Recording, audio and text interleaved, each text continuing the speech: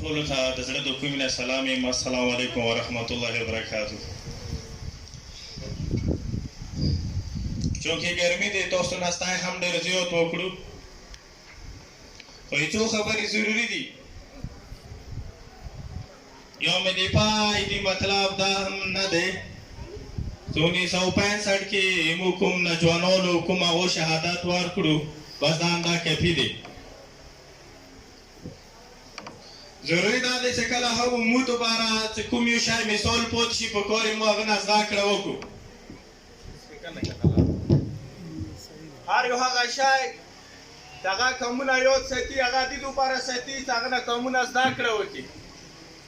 هر یو هغه قرباني چې هغه کمونه یاد ساتي هغه دې دوپاره وي چې کمونه هغه نه زده کړه وکړي. خو لا تر ننه ورځې پرې مو تاسو زده کړه نه دي کړي.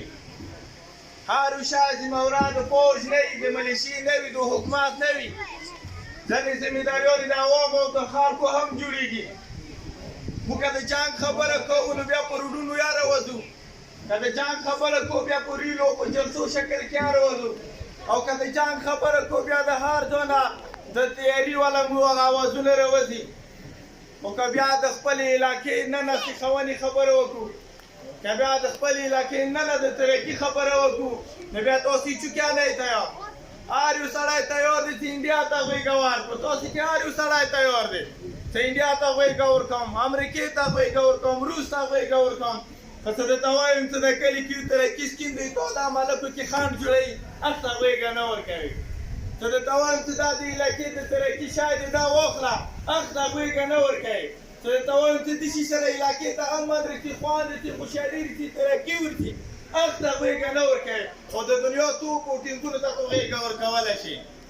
د ځنه شیان دغه وي چې کوم 1965 کې کومه دفاع یا د مو ملک یا د مو افسرانو یا د مو خلکو کومه دفاع دپاره کومه قرباني ورکړې دی، هغه دې دپاره دی چې دا ملک سلامت وي، دا ملک خوشحالي وي، دا ملک د قیامته پرې ژوندی وي، دا ملک د قیامته پرې ژوند وکړي، د دې خلک د قیامته پرې ازادانه ژوند وکړي.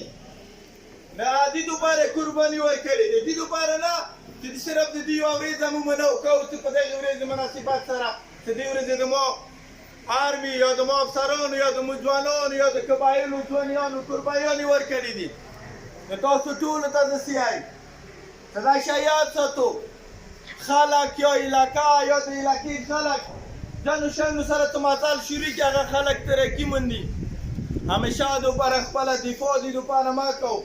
ایمو ډاکټر تیار دی جنګ ته، ایمو استاد تیار دی جنګ ته، ایمو ملک تیار دی جنګ ته. که زه ډاکټر ته یم چې ته جنګ ته ما ته تو ته د جنګ هېڅ ضرورت نشته. ته په خپل میډیکل کې یا په خپل هسپتال کې د عوام خدمت وکړه. زه استاد ته یم چې تو ته هېڅ ضرورت نشته د کشمیر ته تګ ته.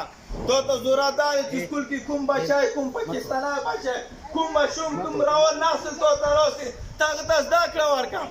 ته هغه ته په خپلې 12 ګنټو کې 2 ګنټې ټرېن راوړه. ته خپل بچي ته چې کومې تو حق ته هغې ته 15 منټه نه ورکوې. ته خپل بچی بل سکول ته ته چې کوم د غریب سړي بچی ناست ته هغه ته کلام او د پاکستان طریقه نه ورته کوې او جنګ ته تیار یې د کشمیر. د دا ځنه شیان مو باندې فرض وي چې دا وکړو. لکه څنګه د مل دفاع دی د دا شیانو دفاع دا هم دی چې موږ د خپلې ذمهورانو هم پېژندګلو وکړو. موږ سره نور ملګري هم ناستي هغه هم تاسو ته خبرې کوي. بیا هم د تاسو ناستی دا د مو ملک سره د مینې او د محبت یو اظهار دی. تاسو ناستی د الله په ځای کې قبول منظور کړي. ډېره مننه، بریالي اوسئ.